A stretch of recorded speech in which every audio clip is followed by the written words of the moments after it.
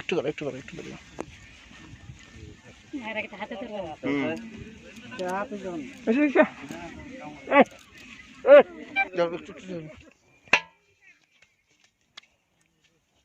কত বড় স্বাভাবিক ওটা ক্যামেরা ধরে হ্যাঁ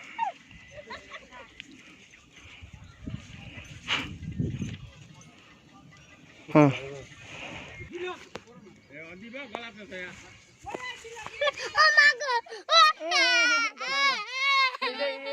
দিও না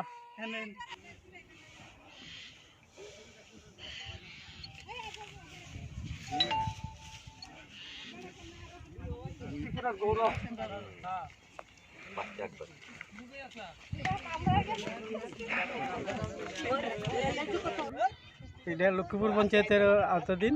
আমরা সবাই রেগা শ্রমিক এখানে। তাহলে আমরা ওই জায়গাটা মালিকে বলছিল যে জঙ্গলগুলি পরিষ্কার করার জন্য ওইখানে গিয়েছিলাম আমরা তিনজন, সুমন, বিভু, আমি। তো ওইখানে জঙ্গল পরিষ্কার করতে গিয়ে হঠাৎ দিকে একটা নালা পড়েছে। তারপরে ওই আমাদের সহকর্মী সুজিত ও একটা বাঁশ নিয়ে গিয়ে ওটাকে এইভাবে এনে এখানে রেখে দিয়েছে। কি কি এটা অজগর সাপের হয়তো বাচ্চা হবে বড়। কখন দেখতে পেয়েছেন আপনারা? ওই তো 1 ঘন্টা আগে মনে করেন। তারপরে আমরা সবাই বললাম যে এটা যেহেতু বনকর্মীরা এটা একটা পার্ট তাদের নেওয়ার জন্য এটা আমরা ফোন করেছি এখান থেকে। তারা আসেনি বনকর্মী? তোরা এসেছেন তো, এখানে এসেছেন, এসে ধরে এটাকে নিয়ে দেবে, এটা প্রাণ বাঁচানোর জন্য আর কি। আমরা এটাকে মারিনি। এখানে ওই তো এখানে সম্ভবত এনজি রেখার কাজ চলতেছে, তাদের ইনফরমেশন দিল আমাদের বন সম্পদে একটা অজগর সাপ, এই সাপটা জানি এখানে আছে। পরে তারপর আমাদের কল করার সঙ্গে সঙ্গে এসে গেছে, তারপরে ধরে নিয়েছে।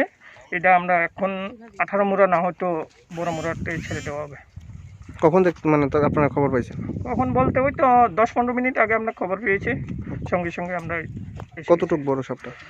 ও তো এটা 3.5 ফুট, 3 ফুটের মধ্যে হবে। আমার গাড়িটা চিহ্ন করতে হুম মানে